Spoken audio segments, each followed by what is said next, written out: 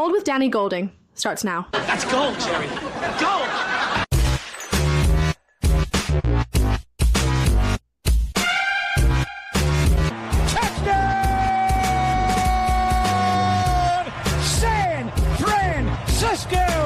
And the Giants have won. They have won the World Series for the third time in 5 years. The road to redemption has brought the Warriors back home. The Golden State Warriors are the 2017 NBA champions. Now your host, Danny Golden.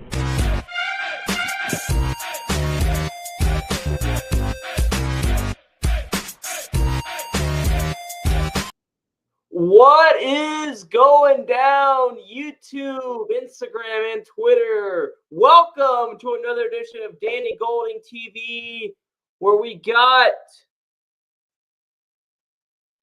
a lot to get into tonight. We got the Warriors 104-93 victory to take a 2-1 series lead against the Houston Rockets in the first round of the NBA playoffs. We got the NFL draft to get into, the other NBA games, a crazy ending for the San Francisco Giants, a crazy walk-off Little League home run for the Giants. I'm going to get into that a little bit because, man, that was insane as well. The insane ending between the LA Lakers and the Minnesota Timberwolves in Minneapolis today, Eastern time zone tonight. Wow, that was amazing. We'll get into that as well. And I got a special guest, CG Ruthless, is going to join me in a little bit to recap the NFL draft and the 49ers draft. Little 49ers offseason talk with the Brock Purdy contract negotiations, George Kittle, all that. Looking forward to having CG come join me real quick. I'm actually going to give him the link to this right now so he can join me when he's ready. Hold on, let me give him the right link. Hold up a second. There we go. All right. So we are live on Twitter, live on YouTube, live on Instagram. Just make sure we got everything's working correctly. Looks like it is. All right, well, let's get right into it. Yeah, the Warriors last night, they get the win with Jimmy Butler being out. Steve Kerr had a different lineup than usual. Had Steph Curry at the 1, Brandon Pajemski at the 2, Jonathan Kuminga at the 3, where Butler usually is, Draymond at the 4, where Moses Moody usually is, and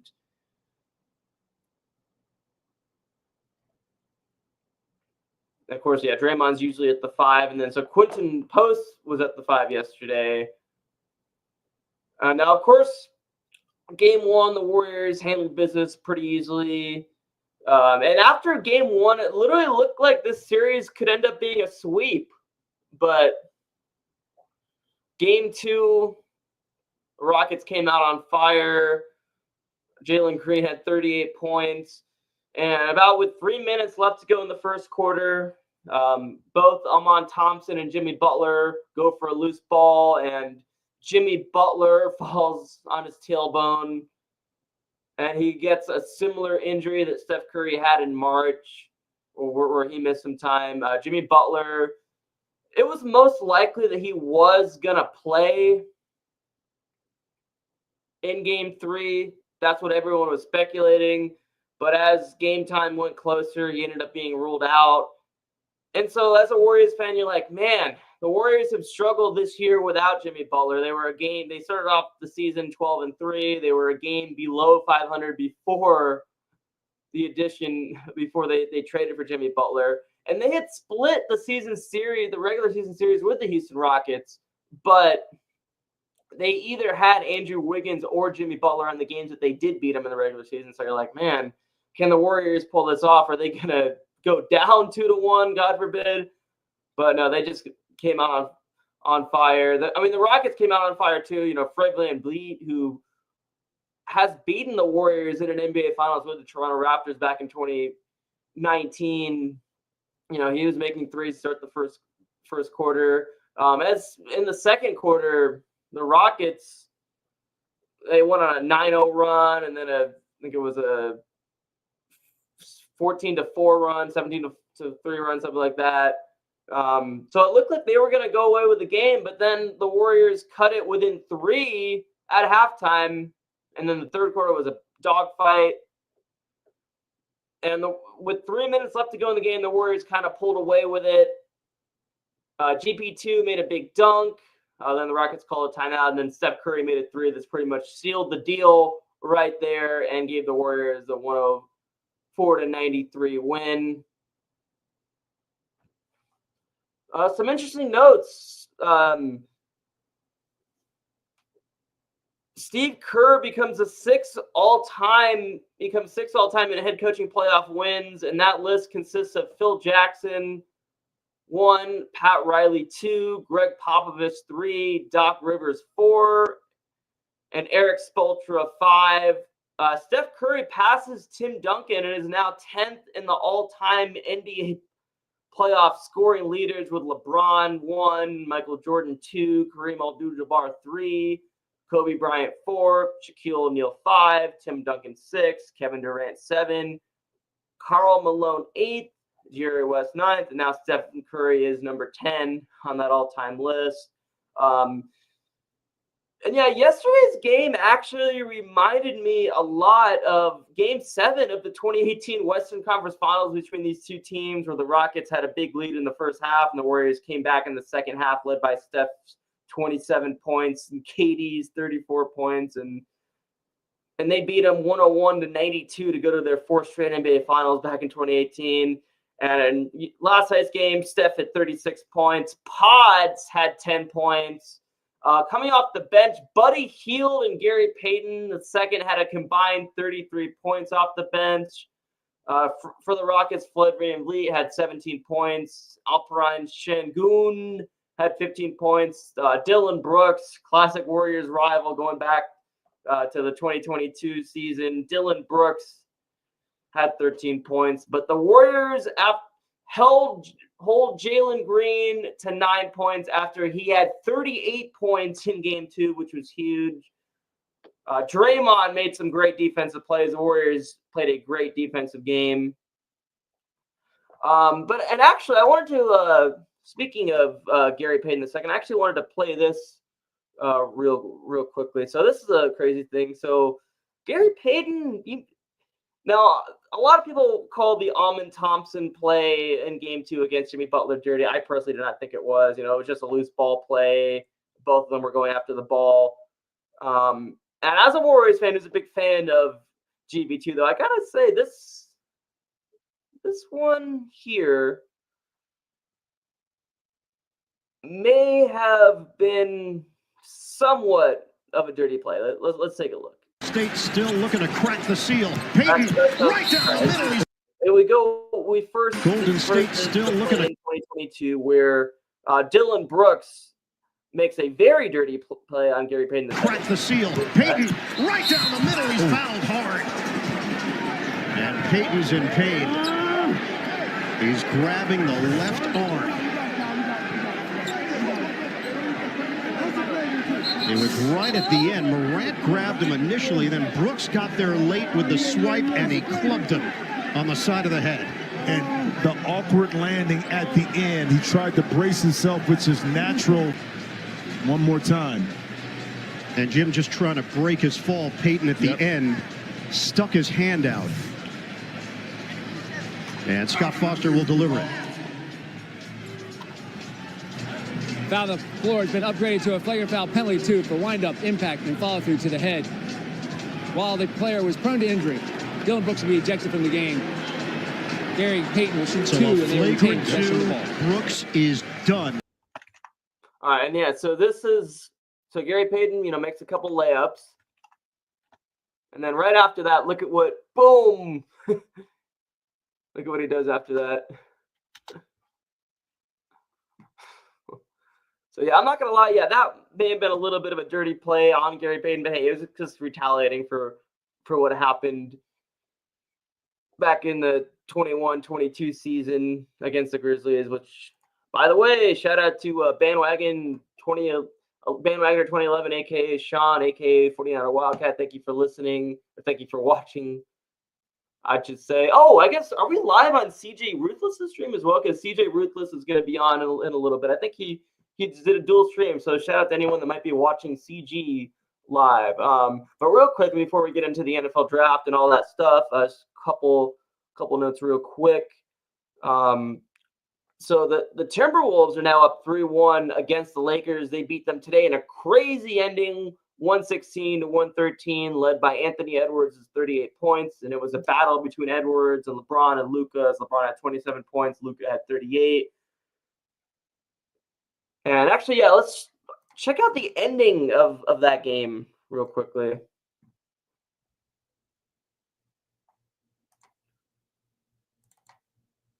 So, yeah, crazy finish right there. Finds Naz Reid, three-pointer, puts it in!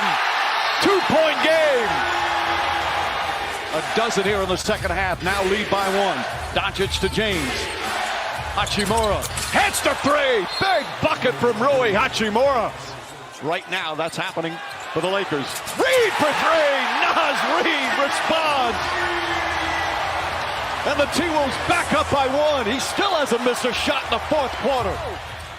Edwards double team finds DiVincenzo. DiVincenzo inside. Layup is good. Dante DiVincenzo banks it home and the foul. His teammates have picked up the slack. Reeves tries another three. Puts it in. Reeves with a huge three-pointer and it's back to one. Inside DiVincenzo. Blocked by James. Oh, I hate hearing that. Here's Hachimura. Reeves in the corner. Reeves drives, looking. Finds Finney-Smith straight on three-pointer. It's good! Dorian Finney-Smith knocks down the three. It's a 2-point lead. Edwards trying to get it out of hands. Inside to Reid. Reid inside McDaniels. Lays it up and in. And a whistle and a foul. Great patience and decision-making by Anthony Edwards. And a big clutch free throw right there from McDaniels. Inbounds. James looking to throw it into the front court. Bounce pass, deflected and stolen by McDaniels. They don't have to foul yet. There's an 8-second difference between shot clock and game clock. Edwards holding it. Now Finney-Smith and Doncic look to double, getting out of his hands. DiVincenzo on the drive, back to Edwards. Edwards slips and falls down and lost the ball out of bounds. 3-point game, no timeouts for the. That's the first one to go. Right there. Left side, maybe a slip. The play is being overturned. Out of bounds. A personal foul. Off of LeBron, and then it looks like on review, LeBron James makes illegal contact to the wrist of Anthony Edwards. The play is being overturned. So, that left side, maybe a slip out by LeBron or Austin. Edwards, clutch free throws. 3-point game. No timeouts for the Lakers. Reid guarding. Doncic looking. James, corner, Reeves, three-pointer. No good. Rebound McDaniels. It's over. The T-Wolves go up 3-1 in the series. All right. So we got that, and then also in the Eastern Conference, there was a pretty good game today where the Pistons beat the Knicks 94-93 in a controversial ending at the end where it looked like Josh Hart fouled Tim Hardaway Jr. on his last shot with seconds remaining. So that's a controversy. Now, before I get CG on, real quick, I want to acknowledge the Giants. San Francisco Giants take 2 out of 3 from former manager Bruce Bochy and the Texas Rangers. Giants are now in first place in the NL West, a game ahead of the Dodgers. We'll see how long that lasts. They lose the first game of this 3-game series. Second game is Brandon Crawford Day. Now, Brandon Crawford is of course, a Bay Area kid, grew up a Giants fan. He's almost exactly 10 years older than me. He was born in Mountain View in the Bay Area and moved to Pleasanton. Now, it's funny, I got his autograph in spring training of 2010, a year before he got called up when I was 13. Now, of course, the Giants win their first World Series in San Francisco history that year. He gets called up along with the other legendary Brandon Crawford, who they both end up playing for the Giants for over a decade. Brandon Belt, along with Brandon Crawford, they get called up around the same time. So both of those Brandon Belt and Brandon Crawford, both played for the Giants for over a decade. Now, when Brandon Crawford made his MLB debut in Milwaukee on May 27, 2011, he hit a grand slam. And then, of course, next year after that, 2012, the Giants won the World Series. They have to get past 6 elimination games. And fast forward to 2014, the Giants are in a 1-game playoff in Pittsburgh, and Brandon Crawford has a grand slam to put the Giants up 4-0 in that game. They beat the Pirates en route to winning the 2014 World Series. Brandon ends up having 4 Gold Glove awards, 1 Silver Slugger award, and, of course, 2 World Series rings with his hometown team. So the Giants get a walk-off win yesterday on Brandon Crawford Day on Patrick Bailey's hit. And today they get one of the craziest walk-offs you'll see in baseball by Elliot Ramos. Take a look real quickly. By the way, shout out to Bandwagon 2011. He says he also grew up in the Dublin Pleasanton area as a kid. So this real quickly. Here's John Miller's call, the radio call. He's been on base twice, and he hits a soft bouncer past the mound off the third base side. Jackson, he barehands it and throws it away at first. It goes right on by Berger and down the right field line. And now Ramos around second, heading for third. The throw, it goes wild. It goes over to the sidewall. He jumps up. He heads home, and the game is over. It's a Little League home run. He hit it no further than 60 feet from home plate.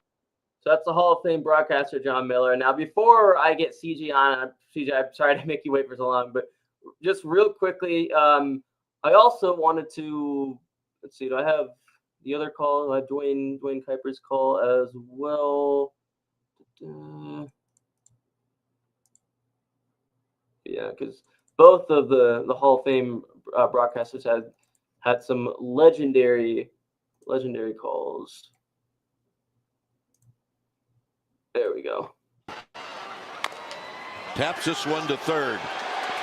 And he throws it down the right field line. Now that's inside the park. Hold on, of course. Here's the throw. The first baseman overthrows it to second, and Elliot Ramos keeps going. This game is over.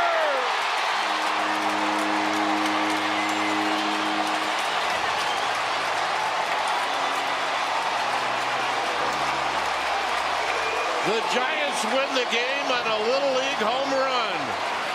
Unbelievable. I mean, it would have been a great play from Jackson. I mean, he tries to play, it goes up the line, and you see Ramos swing. All right, so there you go. Giants are now in first place. What a series, and what a win against, of course, former manager Bruce Bochy. And what a night, what a day for Brandon Crawford yesterday, getting that big ceremony, having former manager Bruce Bochy there as well. But let's shift some gears. And I'm going to welcome in CG Ruthless, who I see also decided to be nice enough to put this. Actually, let me put on my headphones first off. I got to put on some headphones. All right, sounds good, man. Trying to see if I can get you some more followers, man. I think people were kind of wondering, like, is somebody's hacking my shit? Nah, I think I'm trying to get you some followers, man. I think that's the way I do it. Yes. Okay. Let me just do a sound check. Yeah, dude. You just showed me the highlight of the Giants, that little homer. Man, that's tight. I know, right? Isn't it? It's been a long time since the Giants have been really relevant, to be honest. I mean, I just haven't been watching baseball in a minute, so it's kind of cool to watch the Giants be pretty good. Yeah, just got to go off to a great start. I mean, all the years that they won a World Series, they've been off to such a great start like that, and the fact that they're a game ahead of the Dodgers in first place, which I don't think it'll last, but for now, I mean, that's awesome. I also want to give a shout out to my friend Steve-O, who's watching right now. Yeah. Shout out to him. Yeah, I mean, like there was a 49er media who just commented, he thought I was hack or some shit. And I said, nah, I'm on your channel. I just wanted to just reconnect and get you some followers. Maybe the guys are not too familiar with you guys. Yeah, no, I really do appreciate that. I mean, I see you got a lot of subscribers. I see you've been interviewing some players and everything. I mean, that's really cool. I saw you were on with Damon Bruce. Yeah. You were interviewed by that. You've been on with Larry Krueger, I think. I mean, I keep putting consistent guesses, but it really depends on how people put the work in. Like the players, it's really up to the team to make up decisions. But if we're going to talk about the draft and my overall thoughts of these players, man, I'll tell you how I look at them. But some people may not like how I think of some of these players. It's just really depends. They can be good, but I have to look at it like honestly from tape to tape. The tape doesn't lie. Yeah. Now, before I get into the actual 49ers draft, I'm going to get into just what notable draft picks that I thought without including the 49ers. So let's go, of course, number 1 overall, Cameron Ward from the University of Miami. Travis Hunter, the Heisman Trophy winner from last year, from the University of Colorado, goes to the Jaguars at number 2. Edge rusher Abdul Carter from Penn State goes to the Giants at number 3. And then, Tyler Warren, tight end from Penn State at number 14.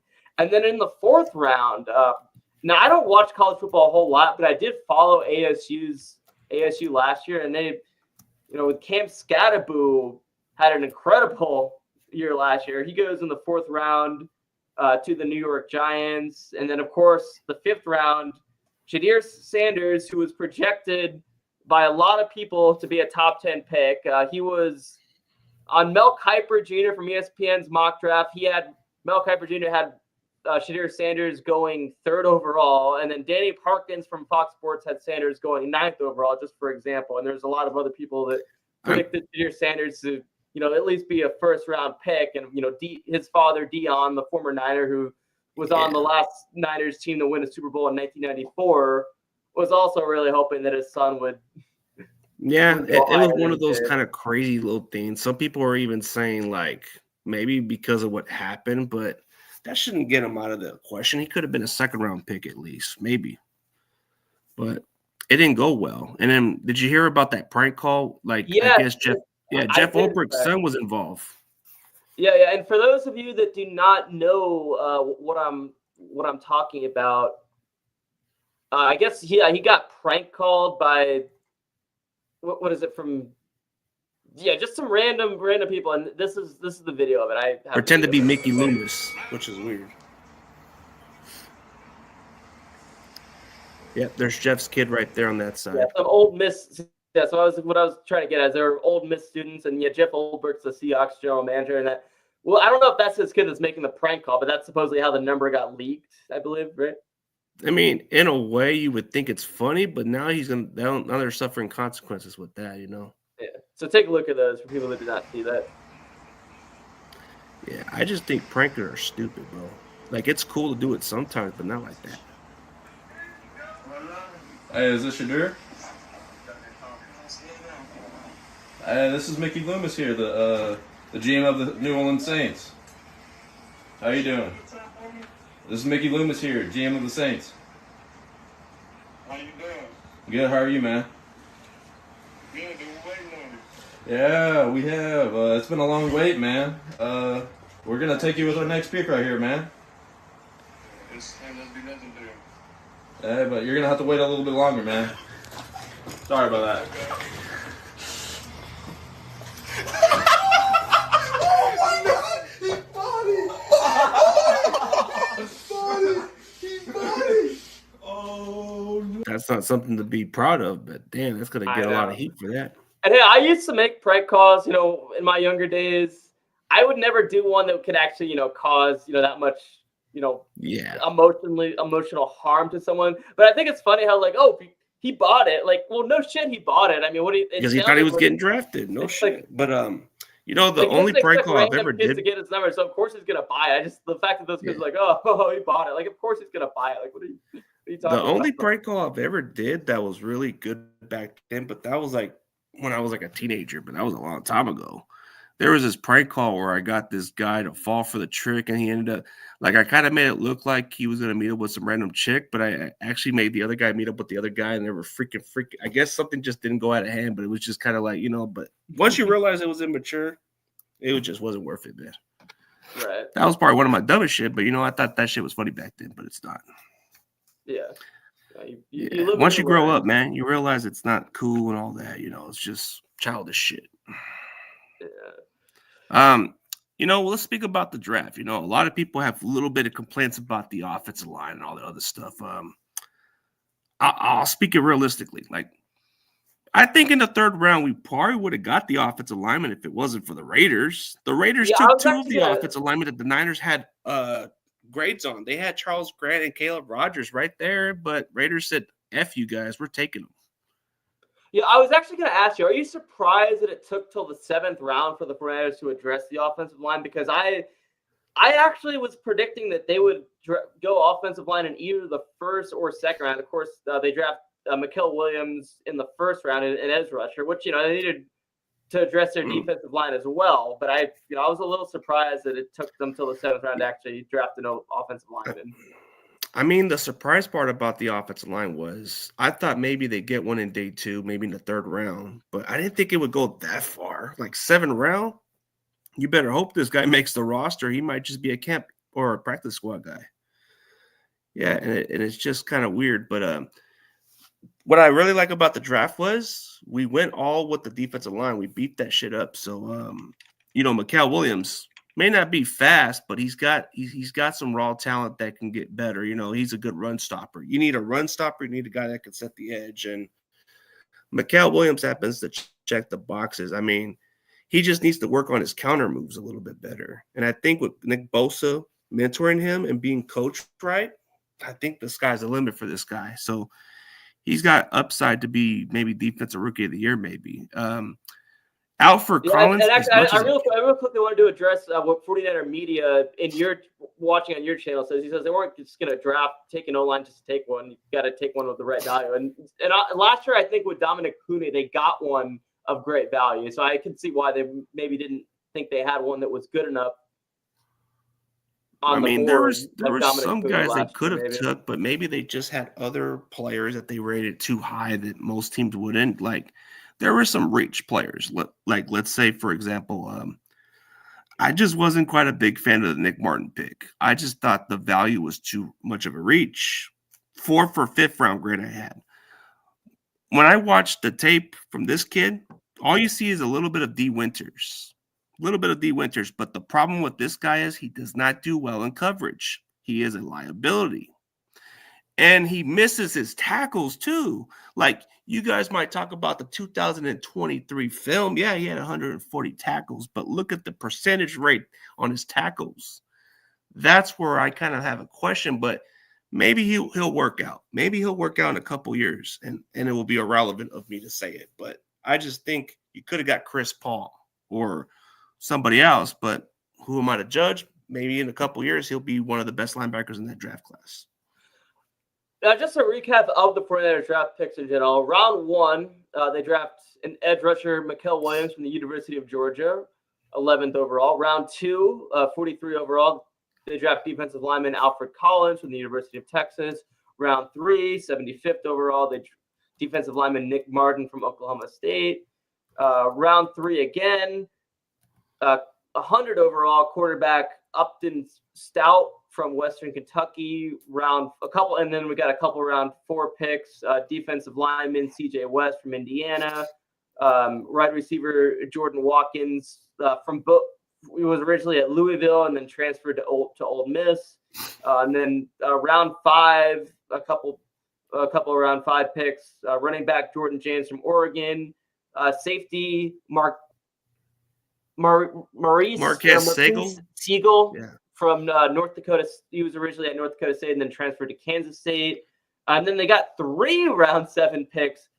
Curtis Rourke from Damon Bruce's alma mater, Indiana Hoosiers. And then they finally go offensive line, Connor Colby, University of Iowa. And then last but not least, they draft wide receiver Junior Bergen from the University of Montana. He's a good returner. I mean, hey, drafting a player from the University of Montana is a good omen from the 49ers, if you catch my drift. Yeah, the last time we drafted a Montana player, I think it was Mike Person, I believe we last drafted from Montana. Yeah. Well, just the name Montana, goes well with the Niners. Yeah, the name kind of associated with Joe Montana's name. But I actually tagged it Damon Bruce the other day about he must be the happiest guy. Yeah, I saw that actually. Yeah, he was just in Japan. I saw his draft show live from Japan. In the first round when the Niners made their pick. He didn't like the Rourke pick. He thought that you could have got him undrafted is what he had a problem with. Yeah, no, that definitely makes sense. Yeah, but hey, I mean, the 7th round, the Niners have had some recent success in the 7th round. Of course, drafting Brock Purdy in 2022 with the last overall Hopefully this pick. Iowa player is better. Hopefully that alignment. I mean, hopefully Connor Kobe's good, but usually a lot of those Iowa offensive linemen are well coached, so they have what it takes to succeed because they are well coached on blocking. They take pride in blocking. Like, if you're going to look for an offensive lineman, which is the best way to build your offensive lineman? Go look for a kid in Iowa. Go look for a kid in Nebraska or Oklahoma or anywhere like Alabama, Georgia. They know how to build them big boys. Speaking of the University of Iowa, now there's been some news about George Kittle recently. Like he's wanting a new deal, and there were some false reports. I didn't, really prep for this. Rosini put it out there, I believe. I believe it was her being the sources. I think she just wanted to make it sound like she had nothing to do with it. Right, and then of course George himself responds to saying, this source is not accurate, which I thought was really. And then funny. he shows up. He shows up to the team's OTAs all of a sudden when he's put it out there with the rumors about him getting traded. That kind of escalated pretty bad. I mean, as far as looking at the draft, I mean, we could still go into free agency and still get some other players. I think you can still go get a lineman. Maybe you go get a better. They'll probably end up doing that. I would definitely assume because the offensive line definitely needs to be improved. Especially if they're going to pay Brock Purdy for all that money, they're going to need to work on the O-line a little bit. I mean, okay, so you draft a quarterback in the 7th round, but there's a good chance he might be redshirt. Really? Oh, let me see what media says. Did you see we are inviting a kicker to camp? Who's that kicker we're inviting to camp? Yeah, because it is. People are surprised that Jake Moody still hasn't been released. Well, he had an off year, but to be honest with you, I'm not gonna make an excuse for Moody. I don't like how he was kicking, but let's be honest. When you had like an ankle injury and you kind of lose your confidence a little bit, you're gonna have your little off game. But he still could have did better. But I think competition. Think maybe he was rushed back too, because I think Andres Carlson, when Moody's absence was clutch, and I personally think that maybe Jake Moody wasn't fully healthy and it was kind of rushed back, and maybe that's why. I think the confidence had a lot to do with it too. Because remember, in that Cardinals game, he made that big tackle on special teams. He made that play, and that's what caused him to get injured. No, I mean, like you said, he might have just got rushed in and the ankle just wasn't right. So I'm not saying it could be that too, but maybe it was one of those sophomore slump years because like his rookie year, if you take away the Cleveland Browns game, he had a good rookie season as a kicker.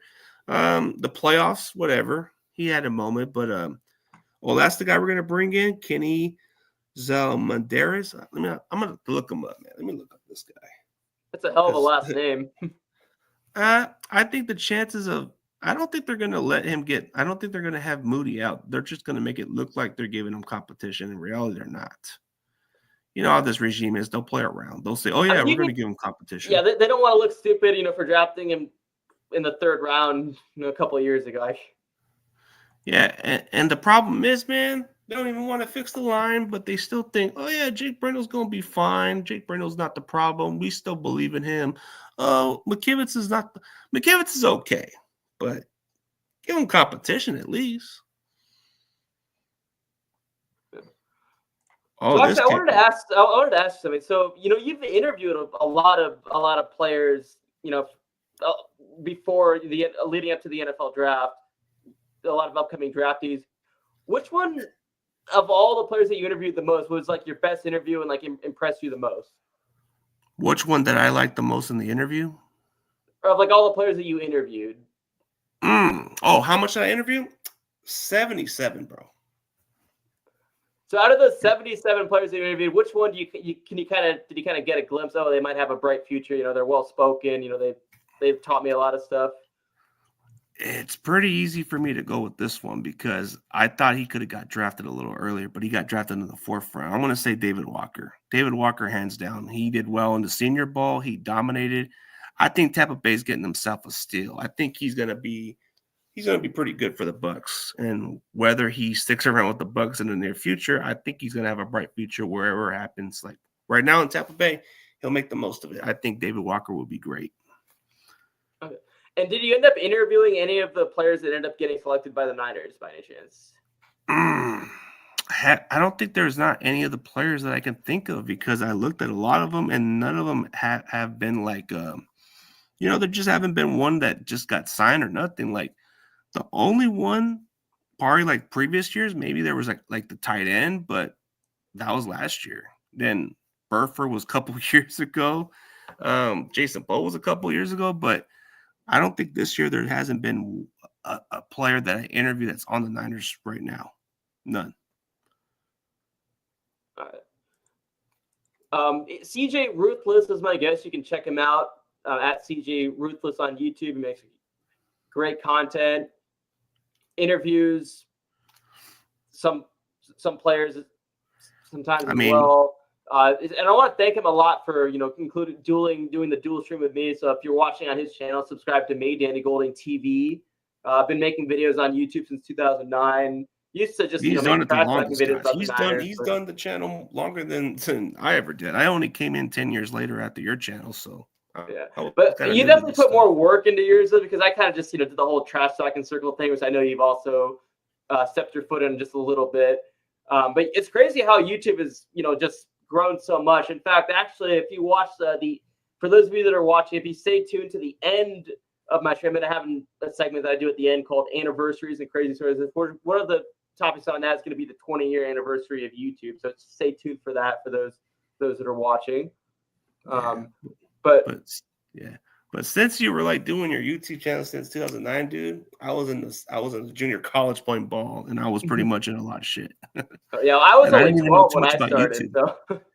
I didn't know too much about YouTube back then, but a lot of people kept saying, "Oh, you need to check these videos." I'm like, and then I saw some of you guys do some videos, and I know Rombo's probably one of the originals. Then John Chapman became one of the guys, and then I think John Chapman was one of the guys I kind of enjoyed watching, and that's what got me influenced a little bit more because of the breakdown films, all the stuff, and then the studying, and then I started seeing guys like Draft Diamonds do interviews with these prospects, and it started giving me a different idea of how to do my content. Because when I started coming to a community, I came in with a bad taste. I came in with stupid purposes, and I just didn't want to do that. And I felt like I didn't need to do that. And I think the way I kind of started off, it was a bad way to go. But now that I kind of just moved away from it immediately, I had to look for other purposes. And I felt like the football content was something I was good at. And I stayed in my lane with that. Definitely. I included our names on there. So those of you that are watching on CG channel might not be familiar with me. You can, that's my name there. Just type the TV after that, of course. And then for those of you watching on my channel, that's CG Ruthless. You can subscribe. But look at your followers, bro. You got followers on Twitter. You got David Lombardi on your links, bro. I can't even get David Lombardi to respond to me, bro. Not even once. I'm not sure. Does David Lombardi follow? I don't think he follows me on Twitter. I'm not sure. But he responds and retweets you like it's. I mean, I guess you guys don't follow, but he kind of like responds to you. Yeah, no, I get like people all the time. My very first ever Twitter that I had that unfortunately I lost, Barack Obama used to follow me on my very first ever Twitter. So, yeah. Believe it or not. So it's crazy. Smash Mouth is probably the most popular person that follows me. The band Smash Mouth, who apparently are big Bay Area sports fans. So before, Elon took over Twitter, and made it X and all that, and, anyone can have a blue check mark. I would see Smash Mouth with the blue check mark responding to, a lot of the KNBR's stuff about the Giants. And I'm like, wait a second, that's the actual legit Smash Mouth thing. And then so I sent them a clip of where they did a segment on KNBR about them that they didn't hear. So I was like, oh, I'll DM, I'll give you the SoundCloud link. And so they followed me so I could DM them. And so that's one of the cool things. So actually, oh, go ahead. Sorry. Nah, but I like to give a shout out to my boy D'Lo from the Go, man. Even though I'm not a Bears fan, he's a good guy. He's a cool G. He's cool with his stuff. He does a little bit of everything. I mean, you should definitely check out his channel. I'm not going to say a certain person he can't stand, but he happens to be in that same fan base. So I'm not going to say the name, but it's whatever. But he's doing a good job on his content, actually. Shout out to Papa J, by the way, who always watches my live streams. I always see him in John. Yeah, I always see him in John Lund's live streams as well. Did you hear that Curtis Wark had the same QB coach in college that Mac Jones had? I did not. Oh, he did, huh? I think. Let me look it up. Like, because was it the same QB? Was it the because he played at Indiana, right? Who, Mac Jones? I don't think Mac Jones Rourke has played the coach. The coach was at Indiana where he was getting coached by. Maybe that's where Mac Jones was like. Maybe when Mac Jones was playing at Alabama, that guy was probably the OC or something, or QB coach. That's likely. And of course, Mac Jones is going to be the Niners' second string quarterback. And there's an interesting comparison between the Niners starting quarterback Brock Purdy for his stats last year, and then the backup quarterback Mac Jones and his stats last year. So despite the Niners' 6-11 season last year, Brock Purdy led the league on passes 10 yards per attempt on passes 10 yards or more, and then Mac Jones on the other hand was second to last as the worst QBR, the worst completion percentage on passes 10 yards or more. So for those that are like, oh, we can just, anyone in Kyle Shanahan's system can succeed. There might be some truth to that. Kyle Shanahan has a great system, and Jimmy G looked great in 2019 for the regular season at least. But there's no way that Mac Jones is going to be able to just come in and do what Brock Purdy did. In the it would take him a while to adjust to that kind of offense, because like in Shanahan's offense, it's very complex. It usually takes them at least 2 years to fully grasp the playbook and play to the highest level. But it took Brock Purdy like almost a full year to grasp to that offense. And then his full year of being a starter, he only got better. So it's not the simplest offense to play. So if Brock did it just within less than 2 years, that's impressive. Yeah, and Brock, he definitely did regress, a little bit last season, and because the line was terrible, and because the weapons just weren't there. Like you said, he did regress because he didn't have time on the pocket, and he was just. I mean, outside of Juwan Jennings, Debo wasn't at the level he was. I mean, yeah, Debo had a really disappointing season last year, which ended up being his final season as a Niner. Yeah, but he regressed because of how the offensive line wasn't good at protection, because of the timing and all the other stuff. There just wasn't timing with the receivers anymore. Like when Ayuk was hurt, they didn't have anybody else. They had Ricky Pearsall, but Ricky was still learning. He was still learning on the curve, but he was coming off of getting shot. So it took him until. But I think Brock Purdy got the chemistry going at the end of the season before the injury, but he did regress because it's hard to work with certain receivers, bro. When Debo's not playing at the highest level like he once was, and you only have Juwan Jennings who only runs a 4.7, bro. He's not going to burn a defense. George Kittle is like your best weapon, and your backup tight end is okay, but who do you got? Chris Conley? Cowing? Well, the fact that George Kittle is, the Niners' best weapon, even though he's a tight end, the best, receiving weapon. The fact that he's also the best blocker, is definitely, probably not the best combination. I mean, that's great that George Kittle is such a great blocker, but they need to, I think they need to have a lineman to take that role and then have George Kittle just, focus on, making plays in the offense. Yeah. But I think the way he regressed is because he didn't have enough time. Like, I think it comes with offseason chemistry, and he didn't get none of that last year. Because remember when Brandon Ayuk was holding out? He didn't get no chemistry with him. Debo, you saw that he was regressing. So there was something there. I think Juwan Jennings was like his only go-to guy besides Kittle. Yeah, and Juwan Jennings, I think he's a very underrated wide receiver, and it's funny, if we would have won the Super Bowl in Vegas, he would have been the MVP. He would have been Super Bowl MVP because he actually threw a touchdown pass. Yeah. Super Bowl. Yeah, I remember there was like a certain play that he did, but he was in the same conversation with Nick Foles because I think Foles was like I think he did something out of the ordinary where he threw a like the 2 touchdowns, right? He caught a receiving touchdown, and then the other way around. They kind of compared it with Nick Foles type of play or something like that, a little different. Yeah. Yeah, Cowan. I'm hoping Cowan does well because he's got speed, but he's a little bit like he can give you some big plays, but Jordan Watkins, I don't know, man. That just seems like another guy who's going to be in the doghouse.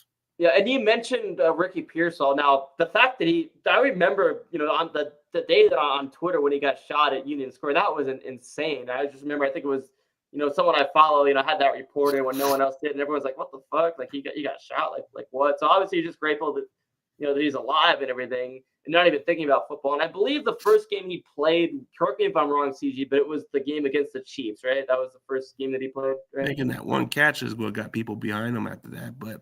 Like most players mentally they would probably just sit out the entire season with that situation. Like I would have understood if Pearsall was going to just sit out the season, bro, because he was going through a life-threatening situation. But yeah. I mean, no one would have complained if he had. And so the fact that he actually played midway through the season just shows his toughness. Now, the heart and toughness. Yeah. The second game that he played in Tampa, he actually – he had a touchdown. He had his first NFL touchdown. He was making some plays. And then now the games between that, from then on up until the Lions game, he was not that good. He couldn't get separation. He didn't make a whole lot of plays. And, the season was obviously over at that point. But in that Lions game, you finally saw, the real Ricky Pearsall. Nah, but I think it's because of lack of targets. Like you had Debo getting most of the targets. You had Juwan Jennings get more of the targets. That's why Pearsall wasn't getting the exact targets. You think about it that way. Like now that Debo's gone, that's going to leave more targets for Ricky now. So if he keeps on doing what he's doing from last year, where he finished strong last year, right? I can see his ceiling going with 900 yards or maybe 1,000 because he's going to get more of the touches. So I wanted to give a shout out to everyone watching on my Instagram as well. Shout out to Addie, Shafiki, Shelby, Riley, my Aunt Laurie, my Aunt Jessica. Shout out to all you guys for watching on Instagram. Appreciate it. If you want to go onto the YouTube, like and subscribe, you can do that as well. And CG Ruthless is my guest. He covers the Niners on YouTube. Yeah, I've been covering the Niners for at least quite a while, but it's like you kind of put a lot of the work into something like that. And usually when I watch the draft, it's more like something I'm addicted to. It's like outside of the Super Bowl, I just love the draft. It's just I like to get to know these college players, and every now and then I might get some players who go to the Niners, or like this year, not anybody else this year. So I wanted to ask, what do you think the Brock Purdy contract will be done, and how much do you expect him? How much do you expect it to be worth? If he's not really going to break the bank, I'm hearing top 10 contract. So if he wants 55 and it's going halfway, I'm going to say 53.5 million, maybe 4-year contract. And then you kind of go with the contract of like, let's say his contract can be avoidable after a second year, right? You can have the option to avoid it, or you can get the contract where it's a lesser contract for the first year, right? Then the next year's it adds up a little more, right? You can go with that kind of contract, the way how they do it previously, or you can have the option after his second year, and if he's not panning out, you can cut your losses and not lose any money from that. Give me one of those contracts. Now I have the highest paid quarterback contracts in front of me, which of course, Dak Prescott makes $60 million, Joe Burrow makes $55 million, Josh Allen $55 million, and Jordan Love also. I mean, he deserves more than Dak. Also $55 million. Well, yeah, but Dak's just overpaid. I mean, so that's the reason why his agent Kyle Strongin might be like, well, why is he going to make less than Dak and less than Trevor Lawrence? And And in that case, he would make the same as Tua and Jared Goff. Yeah, I'm hearing something with the Jared Goff contract. Yeah, obviously the lower the better. Obviously, if you can, you want to put it below at least below $55 million or so. And of course, the Niners had a dead cap hit with Debo, with the Debo trade and all that, and but the salary cap has grown in the NFL in general, and so I don't think the Niners are short on cap space money, but you want to be able to. Of course, you got to get that George Kittle contract. Yeah, I mean, not this offseason probably, but I think the contract could have been resolved if they would have just paid him before Trey McBride. Now that it's skyrocketing to $20 million or more. Yeah.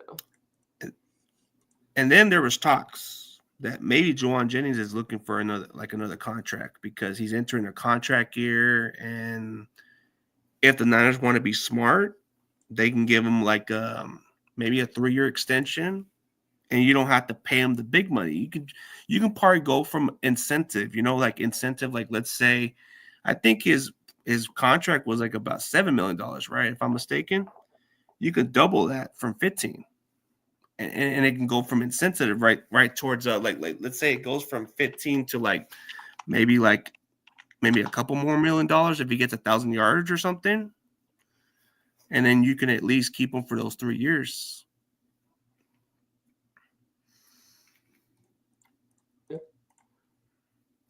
Because I think if you let Jennings. Let's see. CG, I think might be lagging. That might be on my end. He's gonna price himself out. There you go.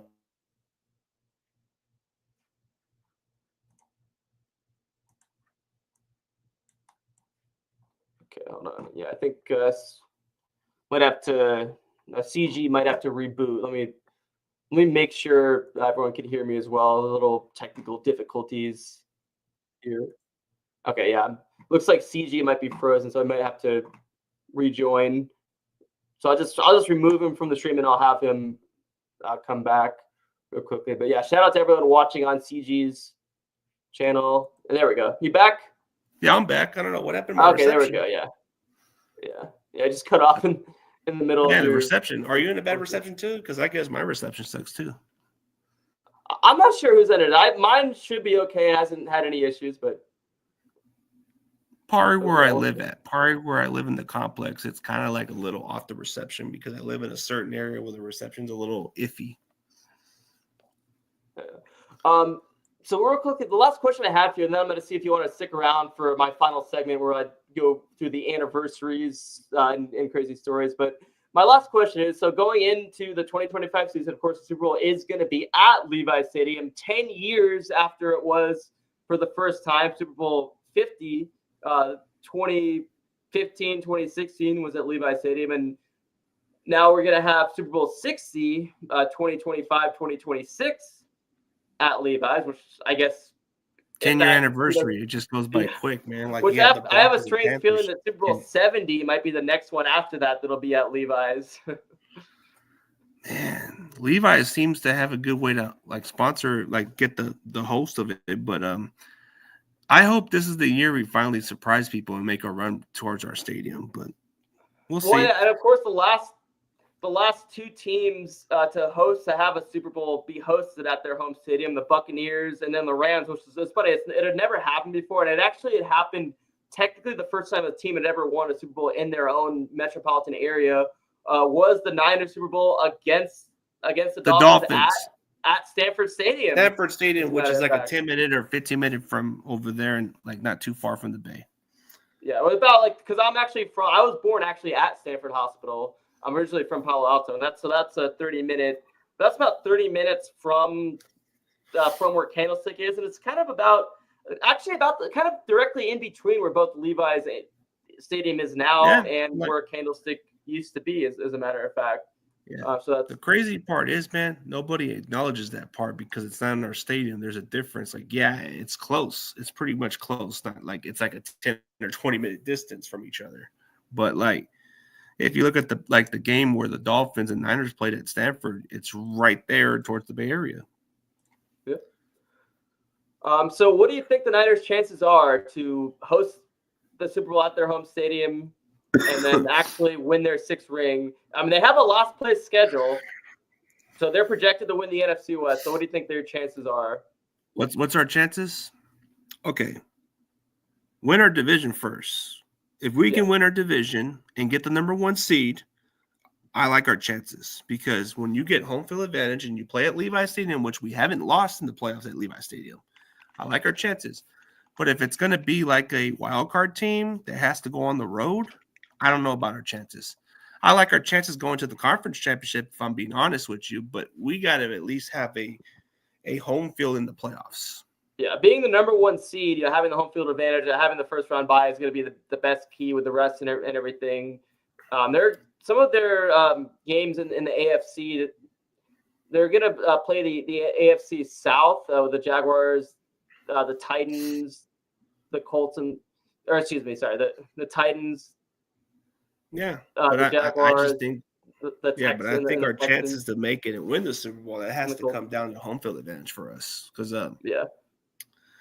if we have to go all the way down to Philadelphia, that's tough. If we have to go all the way down to Detroit, that's going to be tough.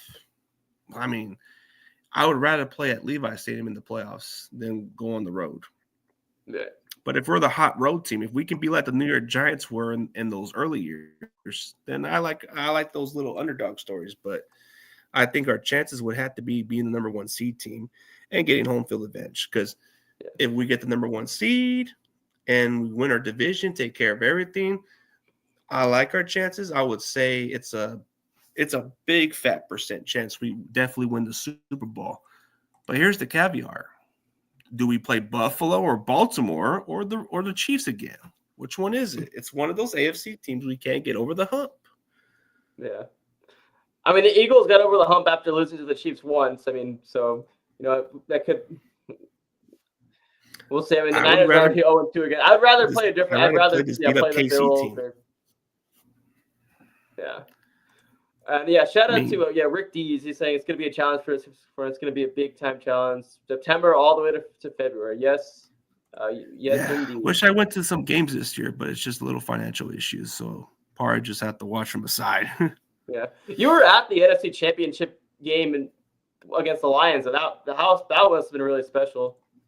Oh yeah, the cool part about it was somebody just happened to give me a ticket without even me. Like, I didn't even say nothing. This guy was, to this day, man, I'm always thankful. Like, this one guy, this one supporter of my channel just happened to make it happen. I didn't expect it. I didn't ask for nothing. I was just going to be like, the rest of you guys, just watch the game and just go from there. But when he said that, he kept his word. So it happened. And then I saw John Chapman. I saw JD, Hawk Hater, you keeping the faithful. I saw him over there. It was one of the coolest type of things. I've never been to a playoff game, I'm going to be honest. But a playoff game is a whole different atmosphere than a regular season. Because when you go to a regular season, it's cool, it's exciting, but when it's the playoffs, it's a whole different animal, bro. Everybody's loud, bro, crazy. Yeah, in the 2019 season, which was in January of 2020, I flew to the Bay Area to actually go to the first ever playoff game against the Vikings, and I did not have the best seats. Like, I had shitty nosebleed seats, which, by the way, the nosebleed seats at the Cardinals stadium, they actually have end zone nosebleed seats. The ones at Levi's were. I mean, it wasn't that hot because it was in January. I could definitely still feel the sun, but the view of it kind of sucked. But the atmosphere and the experience of being at the first ever playoff game there was really cool. And actually, excuse me, I'm actually gonna have to restart the stream on Instagram real quick. So let me do that real. Yeah, quickly, but that cuts one off dude, after an hour. The one dude they call the gambler. I mean, he calls himself Gamblers or the Gambler or something. Yeah, Frank Gambler. Like, yes, no, not him. This other guy's called something else. He's like a slot machine guy. Let me show you. He has this channel. This is the guy that gave me the ticket. Yeah, because I want to. This is the one that got me to the NFC Championship game like a couple years ago, or the one against the Lions. He calls himself that, it's with an A, Gambler. Oh, okay. No, he's I think I've recognized that name before. Yeah. No, he has a different name because he gambles. Like this guy right here. This dude right here. Yeah, he's the one that gave me the ticket. Put it up a little bit. Let me put it up a little bit closer to the camera. I can see it good. Yeah. Okay. Yeah, he gave me the ticket. So that dude's always gonna be the guy that I forever thankful for, even though I never asked for nothing out of that guy. But he made it happen. He hasn't been posting videos in a long time, but he's a good friend of mine. But I haven't really talked to him in quite a long time. But yeah, I'm always gonna thank that dude, the gambler. You know, not the other one, not the one that we were talking about, the other one. Because I had the video of him like let me see, I'll show you that old video. There's like an old video where I'm at the 49ers versus Lions game. And it was him right there with his kid. Yeah, didn't Journey play during halftime of that game also? Yeah, it was pretty chill. Hey, you know what happened in the first half, bro? The Lions were destroying the Super Niners Bowl, bro. You know, it's funny. I was just putting my head down like crap. Yes, I'll tell you a little story actually. So that day, as a matter of fact, so one of my best friends that I went to high school with is actually a diehard Lions fan. You know, he's a fan of them back when they sucked. You know, they came all the way down to Michigan, and this is what I said to them. I said, "Go back to Michigan." I kept yelling and saying, but I was just playing around. And yeah, the Lions fans are pretty chill. They're not like they're probably the most humble fan base. I mean, I've seen a lot of good fan base, but I would say the Lions fans are pretty much the most respectable I've ever met. Cowboy fans, not so much. Raider fans, you know what they are. They're just whatever. But Commander fans, never had a problem with them. Yeah, so on that day, I hung out with my friend that was a Lions fan before the game, but he's superstitious. Like, there were some games that I think, like, the few games that they did lose that year in the regular season, he had certain people over, so he was superstitious, and he didn't want to hang out with me when the game was actually on. He wanted me to just hang out. So I hung out with him and his wife and his newborn baby for a little bit before the game. But he was superstitious, so he didn't want me to be there for the game itself. So I go home. Of course, I watched the first half, and I'm thinking, I was like, man, my friend Reggie and the Lions are going to actually knock off the Niners, and they're going to go to the Super Bowl for the first time in their history. But I was like, you know what? I am confident the Niners can make a comeback, because I definitely was confident at the halftime that they could actually, still get the job done. But, so Journey, and I know this because, JD, Hawk Hater, who you met, or now is, keeping the faith, JD, shout out to him. I've known him since 2009 here. I remember his videos, from Journey at halftime. Now, it's funny how, they played the Don't Stop. They have the Don't Stop Believing. Because I know he's taking a huge hiatus for quite a while. Yes, yeah. Shout out to JD. I'm definitely glad he's returned as well. But so the fact that Journey, had the song at halftime, Don't Stop Believing. One of the lines in that song is, born and raised in South Detroit. But of course, Journey, and if it was anyone else, they could have kept that in. But since they're playing the Lions, they had to change it to born and raised in San Francisco, I believe. I don't know if you remember that, but I think I remember seeing that from JD's video that he sent me from that. Because I'm sure that, the Lions fans probably went crazy on that line. The Niners owned the longest winning drought at home against the Lions, and it was like almost 50 years until last year they won. Really? I did not know that, actually. But I do. Another interesting fact, actually, so that the comeback that the Niners made against the Lions in that NFC Championship game back in 1957 was the last NFL championship that the Lions won. But the last time they won in San Francisco was in 1975. Wow. But yeah, and then the 1957 game, I think the Lions actually beat the Niners. I don't know if it was in the NFL championship or if it was just in the playoffs or whatever. But the score, I just remember the scores were similar. I forget exactly. I think it was like the same, close to the same point differential or the same score at halftime or something. So it was a very similar, very full circle moment, I believe, which was interesting. Yeah, it's pretty cool, man. But yeah, we got the show back on Instagram as well. But before I end this, I want to do my final segment. CJ, do you want to roll with me for my final segment? Yeah. It's now give time me for another anniversaries. specific question. I'll answer you for your time The goal being. is now time for anniversaries. Thank you for the invite. We'll just and crazy stories. It was crazy. On the Gold with Danny Golding.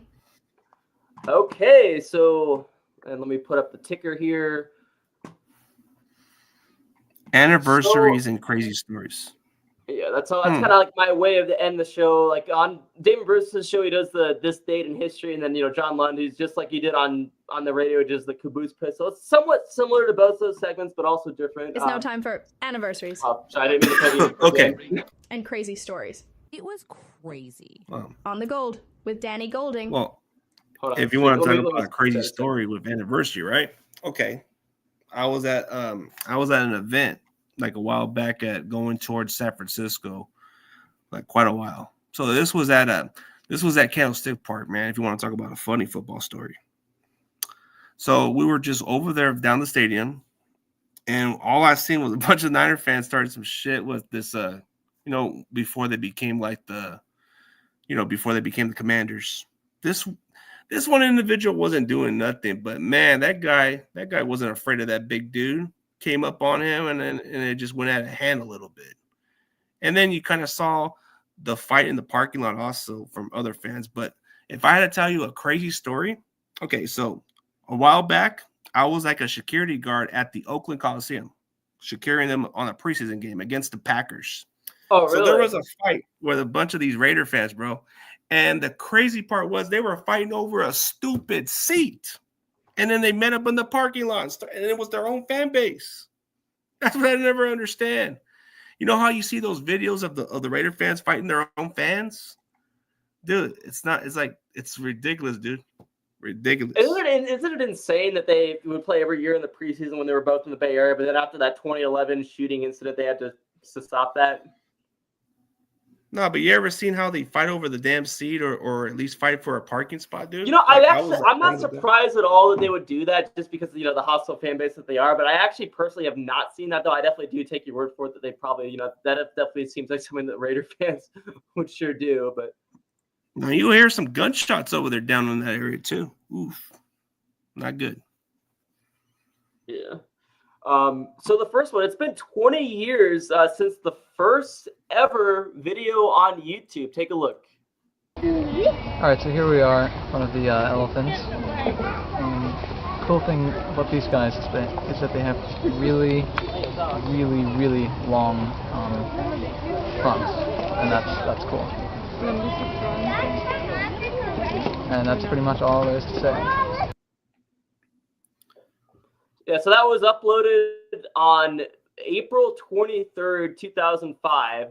And that was the very first ever video that was uploaded on YouTube. And I was only 8 when that video would have been uploaded. I started watching YouTube since I was about 10, and I was 12. I was actually 11 turning 12 when I made my first video. I made my first ever video in January of 2009, a week before I turned 12, as a matter of fact. I had discovered the Trash Talking Circle. Big Dizzle 75. I had watched his video for the first, I'd seen his channel for the first time in December of 2008 when I was still 11. I'm sure you're familiar with Big Dizzle. He's, makes content nowadays.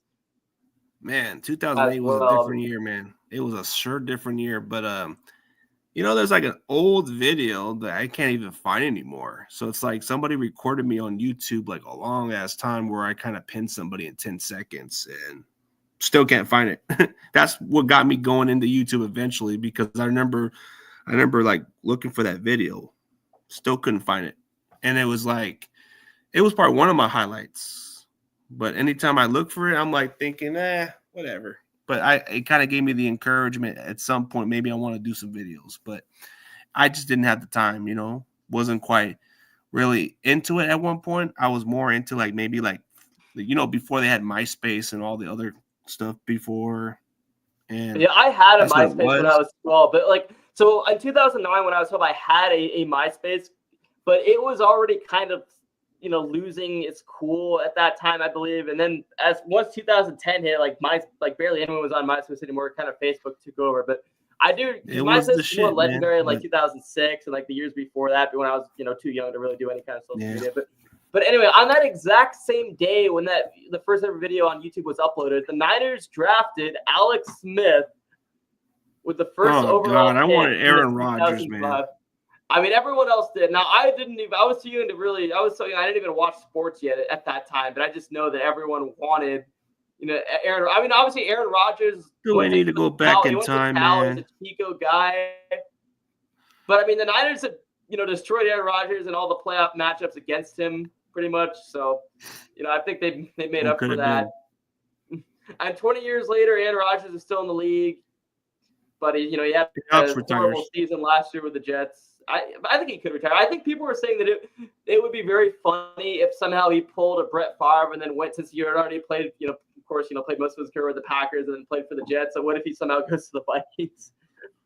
Yeah, it was, because it was kind of like a similar situation to where Brett Favre ended up going to the Jets, and then Rodgers went to the Jets years later. So it's like, there's a lot of so yeah, dude, this is 20 damn years ago when Alex Smith was drafted, dude. I was hoping we were getting Aaron Rodgers. That's what I was hoping for.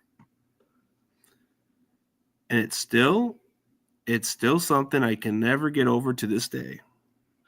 Now, Alex Smith, most of his 49ers career was not good, but once Jim Harbaugh came in 2011, he had a lot. He just had so much more success.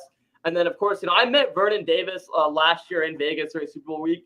Now, of course, the 2011 NFC divisional game against the Saints, the Alex Smith touchdown pass to Vernon Davis, the Vernon Davis post route. You have the classic call from Ted Robinson and Eric Davis on KNBR, Alex Smith with the play of his life. Vernon Davis with the play of his when I met Vernon Davis last year, I just had to tell him about that. Man, that was one of my favorite moments in 49ers history, which of course Vernon was one of those electrifying tight ends. He was the fastest guy, but I think what made him a better player was Mike Singletary disciplining him to be that better player. Oh, absolutely. And Vernon Davis will tell you that, that definitely made a huge difference. That is great. Yeah. Took that it would have been cool it would have been nice to get him interviewed too, but it's he's hard to get. So it's I don't know, okay, here's a funny story. Here's an interesting story of my interviews. Since I've been doing these other interviews, here's Derek Smith's autograph that I interviewed him a couple years ago. He shipped me this with his autograph, like he sent it to me on the mail with his address personally. And then Julian, I think Julian Peterson is right there. If you see it, number 98 right there. Yeah, I can see it. He signed it. I got a picture of Julian Peterson with no signature on it, and he gave me his address, and I shipped it, and he just signed it to me. So that's probably one thing I'm always thankful for, these little autographs. Even the coolest autograph I've ever had was Dan Buns' tackle. They call it stop. Fun fact: he was JD keeping the faith. He was his PE teacher. Yeah, he was like a teacher. He was like a teacher in I think in the Sacramento area. Yeah. Yeah. And of course, played the goal line stance in 1981. Of course. Yeah, I got some autographs of other people too. Even the guy from Friday. So most of the autographs I have are baseball autographs. Although I did, I paid for a Navarro Bowman autograph when I went to Denver for the Niners Broncos game in 2022. I mean, it's cool.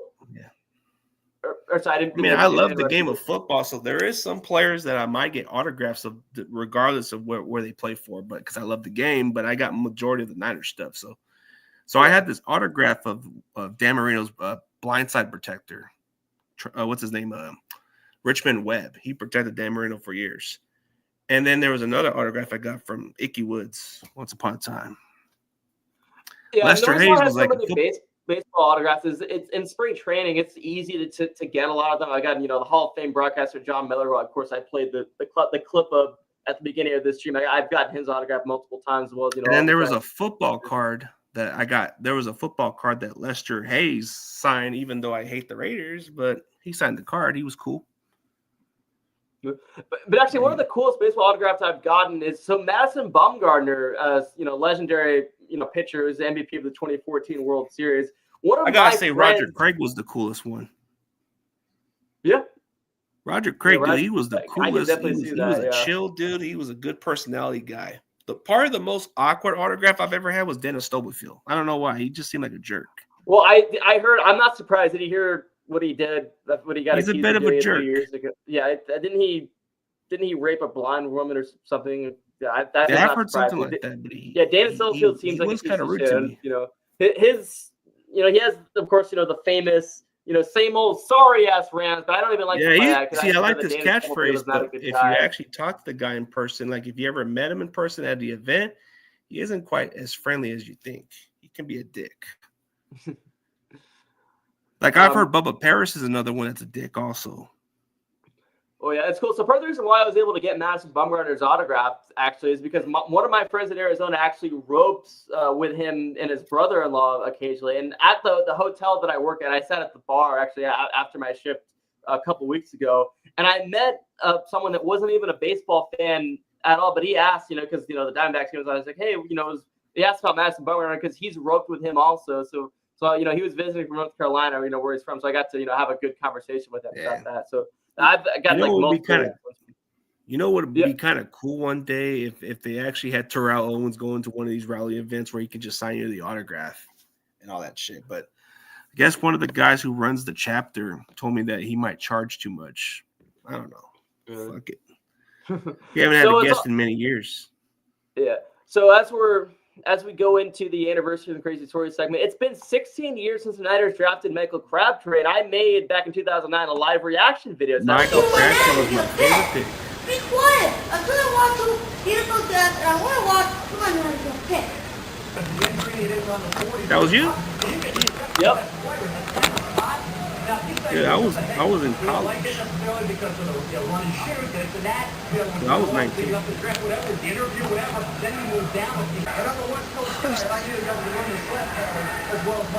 With the 10th pick in the 2009 NFL Draft, the San Francisco 49ers select Michael Crabtree.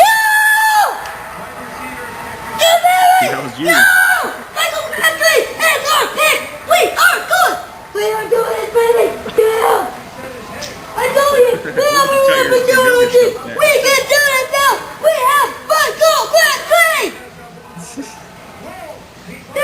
We got Michael Crabtree, you said.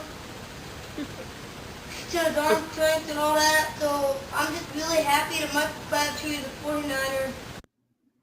Man, what's hilarious about that too is I made a video so the Warriors drafted Stephen Curry a couple months later, and I have not a reaction video to that, but I have a video where I talk about that same night, and I'm oh whatever, they draft Stephen Curry from Davidson, and the reason why I wasn't as maybe I didn't get to make a big exciting video about that is because the news that Michael Jackson had died broke before the draft, so I kind of had my mind on that, and I was just making videos the Warriors have selected Stephon Curry from Davidson, and so I'm excited about Michael Crabtree. I'm the Stephen Curry. Wow. Man.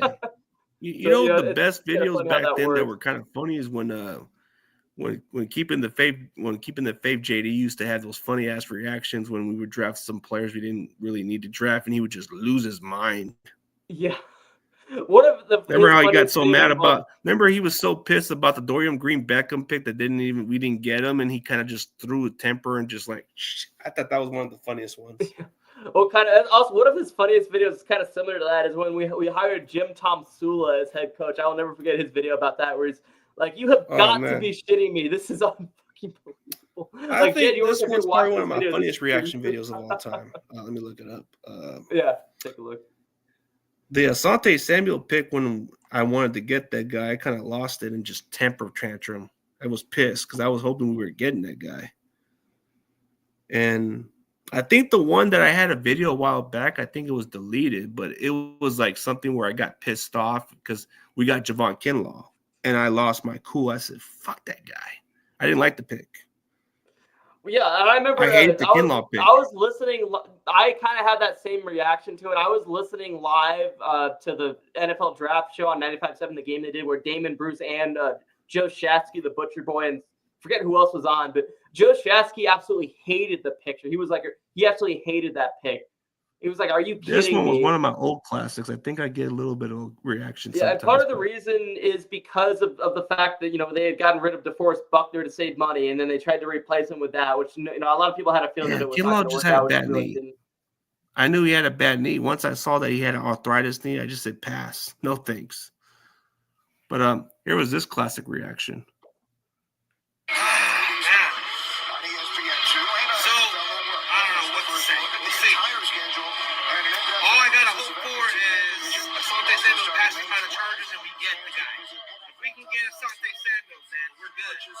I wanted to. We can still get him. What year is this?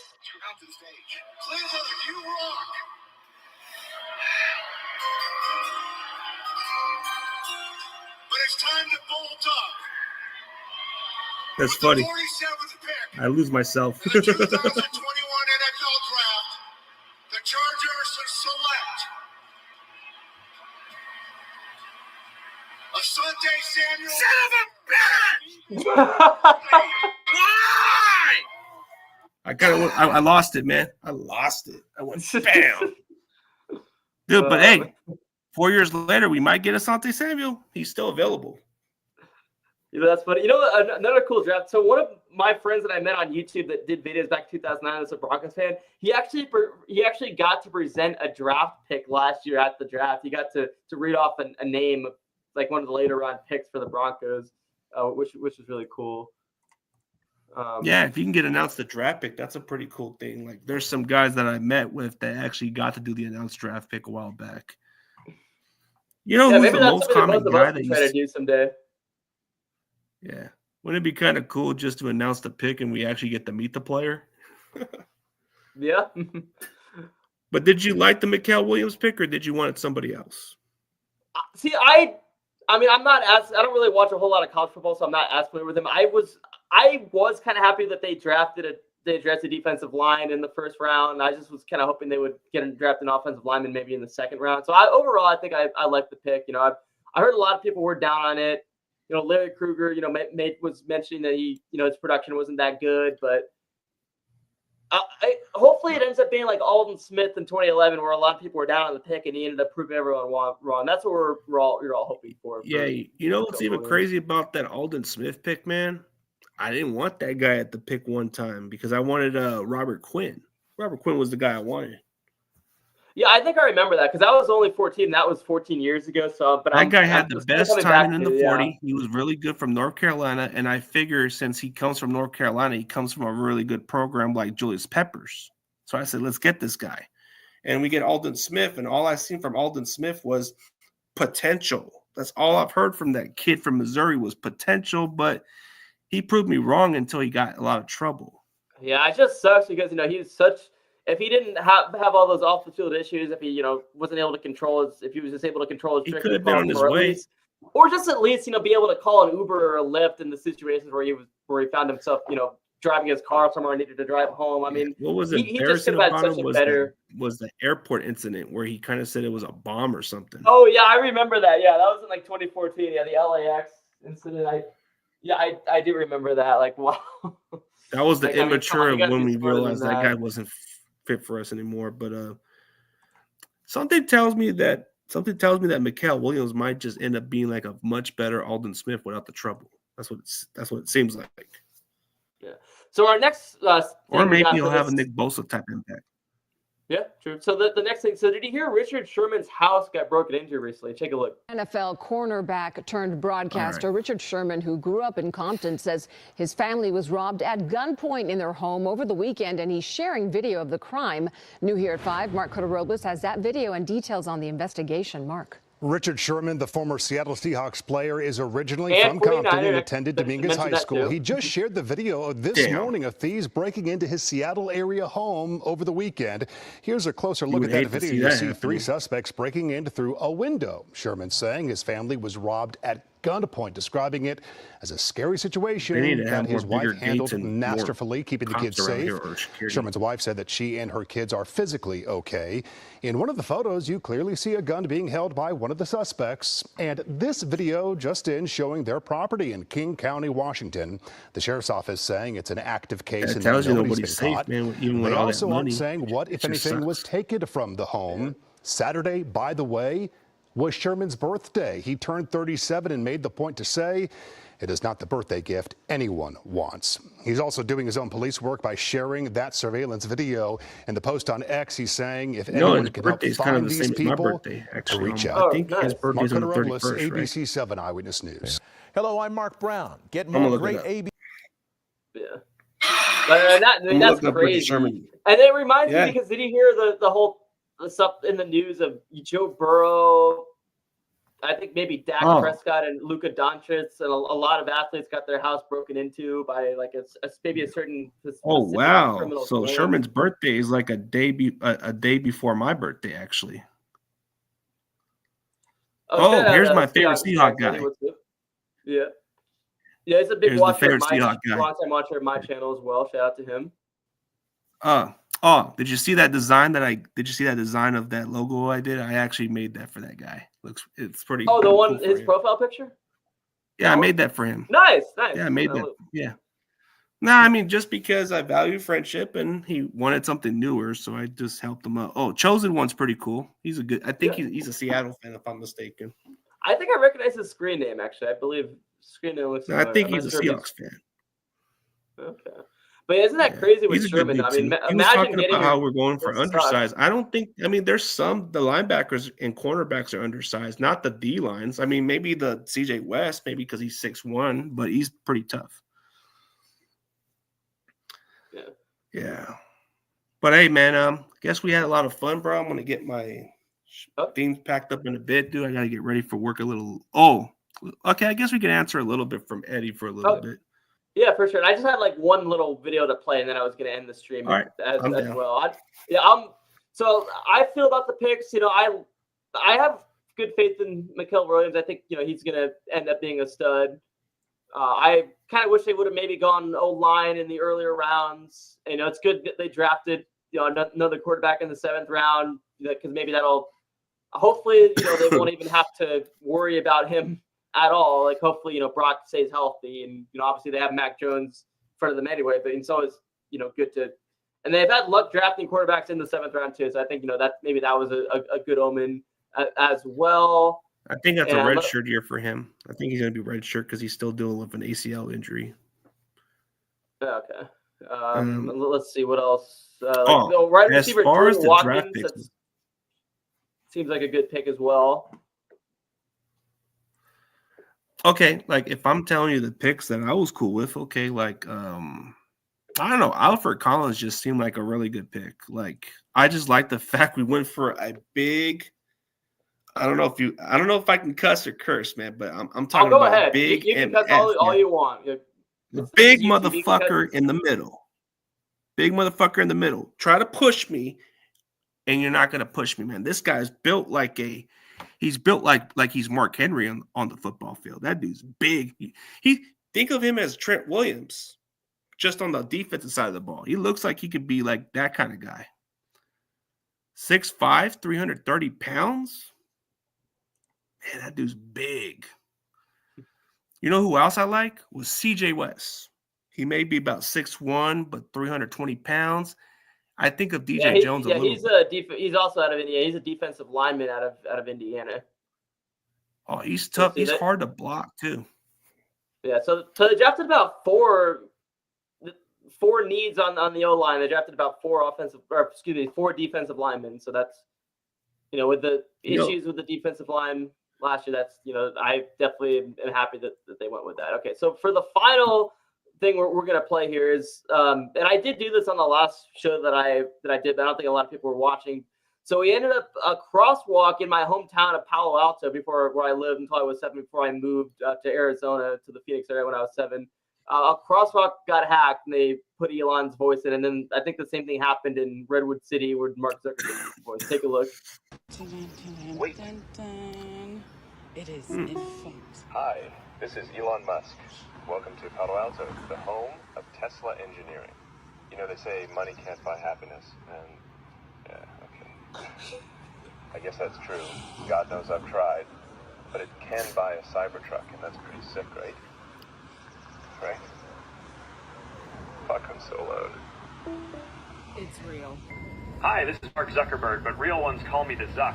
It's normal to feel uncomfortable or even violated as we forcefully insert AI into every facet of your conscious experience. And I just want to assure you, you don't need to worry, because there's absolutely nothing you can do to stop it. Anyway, see ya. Yeah, I'm imagining just crossing the street and then you hear that, like, wow. Yeah, especially if they're in Palo Alto or Menlo Park, right? So yeah, the Elon one was in Palo Alto, and the Mark Zuckerberg was in Menlo Park. It's funny actually. So of course I lived in Palo Alto before. That's where I was born. I lived up there until I was 7. And then Menlo Park. Actually, my dad worked in Menlo Park as well. I remember working at an event at the Google Center somewhere down San Francisco where it was a little closer to where you have all the other stuff over there. But they had me work at those events a while back in San Francisco. Yeah, most of the tech companies are in Silicon Valley, and then Twitter and a few of them are in San Francisco as well. Majority of them are in San Francisco. The only one that I don't see in the Bay Area is TikTok. I think TikTok's somewhere in China or New York. Yeah, that's not surprising, and he's probably stealing everyone's data and everything. But yeah, but my followers are pretty big on TikTok, man. I got big followers, and I get paid okay over there. Yeah, I don't use TikTok that much, but when I do go on, I do see your shit. I was even trying to figure out how I can live stream on there as well with the StreamYard, but I wasn't able to figure it out. But we're on, YouTube, Twitter, and Instagram. I think it's good enough. But so we're gonna close out the thing. I want to thank CG for joining me so much, but stay tuned for a few more minutes, everyone watching, because I do have an outro video that I am gonna play. But I want to thank CG Ruthless for joining me on the stream. Check out his channel, like and subscribe to both channels. This has been The Gold with Danny Golding, and as I end The Gold with Danny Golding, remember the golden rule: treat other people the way you want to be treated. Peace. Fair enough.